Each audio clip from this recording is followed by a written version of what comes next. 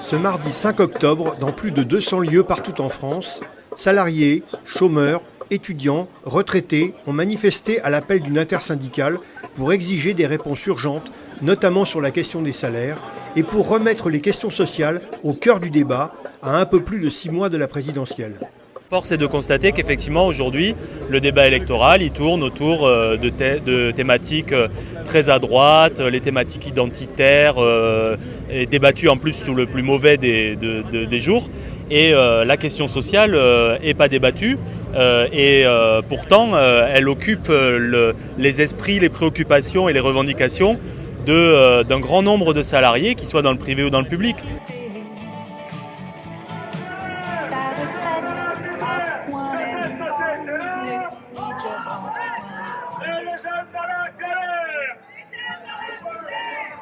L'idée, c'est de bien montrer aussi que là, aujourd'hui, il y a des préoccupations très quotidiennes et très concrètes des salariés, les conditions de travail, mais aussi surtout les questions de pouvoir d'achat, parce qu'on en voit bien que tout augmente et par contre, on est toujours dans cette répartition des richesses complètement hallucinante avec le scandale de Pandora Papers.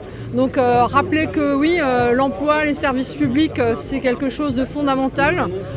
C'était important pour nous de monter ce 5 octobre en ce sens-là, oui. Les questions salariales, d'emploi, mais aussi les services publics et l'industrie sont au cœur des préoccupations des Français. Il faut que ça soit encore plus présent dans la bouche de tous ceux qui espèrent le poste suprême au mois d'avril. Mais on ne peut pas attendre le mois d'avril. Il y a des urgences et il faut répondre à ces urgences maintenant. Il faut augmenter les salaires. La principale composante du pouvoir d'achat, c'est le salaire. Et donc, il y a une mesure essentielle, c'est l'augmentation du salaire minimum. La CGT revendique un SMIC à 2 000 €. C'est-à-dire 2 000 €, c'est le salaire de base d'un salarié à qualification non reconnue par un diplôme. Voilà. Il faudra d'autres journées de mobilisation. On a rendez-vous avec nos homologues pour voir la continuité des journées interprofessionnelles, mais ça se passe aussi dans les territoires. Il y a beaucoup de mobilisation dans les entreprises, dans les bassins d'emploi.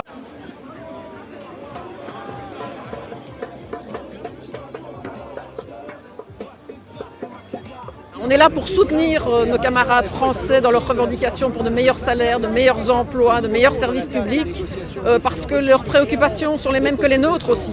Philippe était d'ailleurs présent à une manifestation que nous avons eue à Bruxelles le 24 septembre dernier sur la thématique des salaires aussi. Donc voilà, on est là en solidarité avec les camarades français. Notre rôle ne s'arrête pas pendant les campagnes électorales. Force ouvrière est très attachée à l'indépendance du syndicat, donc on ne va pas donner de consigne de vote. Les citoyens, y compris nos propres adhérents, décident en conscience. Par contre, on ne va pas se taire sur ce qui est du ressort des salariés, de leurs droits en matière de travail, de rémunération, de protection sociale.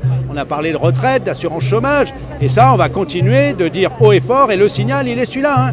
Il est à ceux qui nous gouvernent aujourd'hui, comme à celles ou ceux qui aspirent éventuellement à gouverner demain, que nous sommes là et nous serons là demain pour défendre et faire valoir et faire progresser, si possible et à chaque fois que possible, les droits des salariés.